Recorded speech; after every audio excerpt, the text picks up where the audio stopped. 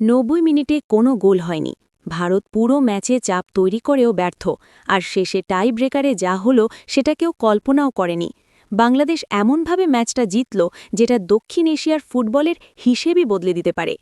আজ আমরা কথা বলবো SAFF U20 চ্যাম্পিয়নশিপ 2026 ফাইনাল নিয়ে, যেখানে মুখোমুখি হয়েছিল বাংলাদেশ এবং ভারত।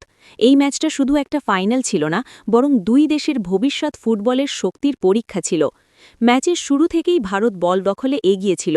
তারা মাঝমাঠে পাসিং করে খেলা নিয়ন্ত্রণ করার চেষ্টা করে এবং উইং দিয়ে আক্রমণ গড়ে তোলে। অন্যদিকে বাংলাদেশ শুরু থেকেই ডিফেন্সিভ সেটআপ নেয়। তারা নিজেদের অর্ধে সংগঠিত থাকে এবং সুযোগ পেলেই দ্রুত কাউন্টার অ্যাটাকে যাওয়ার চেষ্টা করে। প্রথমার্ধে ভারতের দিক থেকে কয়েকটি ভালো আক্রমণ তৈরি হয়, বিশেষ করে উইং দিয়ে তারা কয়েকবার বাংলাদেশ বক্সে ঢুকে পড়ে, কিন্তু শেষ মুহূর্তে বাংলাদেশের ডিফেন্স খুবই শক্তভাবে দাঁড়িয়ে যায়। বাংলাদেশের ডিফেন্ডাররা একসাথে কাজ করে জায়গা কমিয়ে দেয়, যার ফলে ভারত পরিষ্কার কোনো গোলের সুযোগ তৈরি করতে পারেনি। বাংলাদেশও বসেছিল না, তারা দ্রুত কাউন্টার অ্যাটাকে গিয়ে ভারতের ডিফেন্সে চাপ তৈরি করে, কিন্তু ফাইনাল পাস এবং ফিনিশিংয়ে ঘাটতির কারণে গোল করতে পারেনি। ফলে প্রথমার্ধ শেষ হয় গোল শূন্য অবস্থায়। দ্বিতীয়ার্ধে ম্যাচের গতি আরও বেড়ে যায়। ভারত মাঝমাঠে নিয়ন্ত্রণ বাড়ানোর চেষ্টা করে এবং কিছু লং রেঞ্জ শট নেয়, কিন্তু সেগুলো লক্ষ্যভ্রষ্ট হয় অথবা বাংলাদেশের গোলরক্ষক সহজেই সামলে নেয়। বাংলাদেশ এই সময়টায় আরও কম্প্যাক্ট হয়ে যায় এবং স্পষ্টভাবে টাই ব্রেকারের দিকে ম্যাচ নিয়ে যাওয়ার পরিকল্পনা করে। তাদের রক্ষণভাগ খুব শৃঙ্খলভাবে খেলে এবং ভারতকে বক্সের ভিতরে জায়গা দেয় না। শেষ দিকে ভারত কিছু আক্রমণ বাড়ালেও ফাইনাল থার্ডে কার্যকর হতে পারেনি। ফলে নির্ধারিত ৯০ মিনিট শেষ হয় ০-০ সমতায়।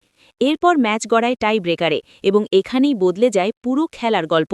বাংলাদেশের খেলোয়াড়রা মানসিকভাবে অনেক বেশি শক্তিশালী প্রমাণ করে। তারা ঠান্ডা মাথায় একের পর এক পেনাল্টি শট নেয় এবং সফল হয়। অন্যদিকে ভারতের খেলোয়াড়রা চাপের মধ্যে পড়ে যায় এবং তাদের কয়েকটি গুরুত্বপূর্ণ শট মিস হয়।